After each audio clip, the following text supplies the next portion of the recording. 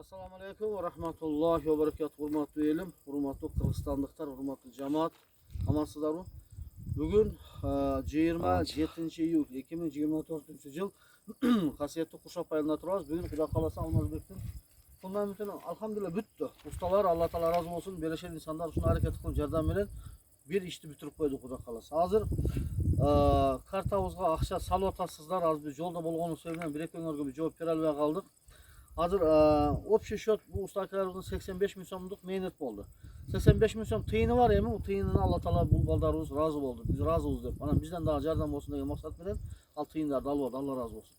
Anan o 85 bin so'm hazır bizde 12 bin so'm, 300 so'm, 12 bin, 12,5 bin so'm hesapta jetpey kaldı. Biroq biz hazır bir dükkanga girip tanışımız var ile komşumuz girip oşo akçаны alıp keleverdik. Sebebi ustalarda karz kılbaydı. Ustalarda karz bolup kalbaydı. Bu men beşerler bugün 35-40 gradus ısıkta ve uşul mümkünçülük şekilde müteahhitler uyunu tezerek bitirip beren degen maksat menен müteahhitler hareket kıldı. Gerek bolsa çay içpey hareket kılbay.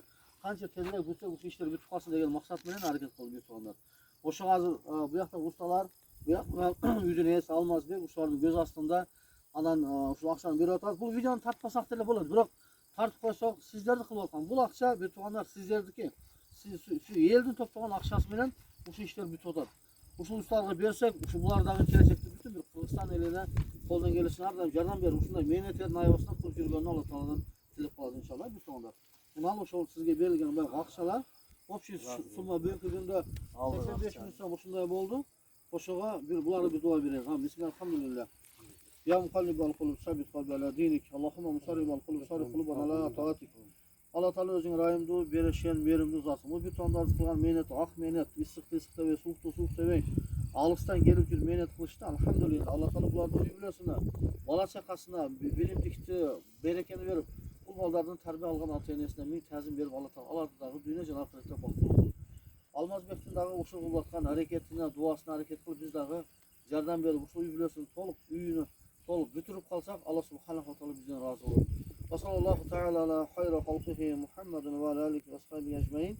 Velhamdülillahi rabbil alamin. Bir rahmetihi Allah kendine barakalar. Amin. Olgan tötörmesi. Hazır Çin dağında vopşido video tutat. Bir iyilerimizi süyünü bildireceğim. Allah'ım. Ne diyeceğim? Biz oğlum. Bala çakagardı. Günün göçü Allah bir şey elmi. Ne diyor?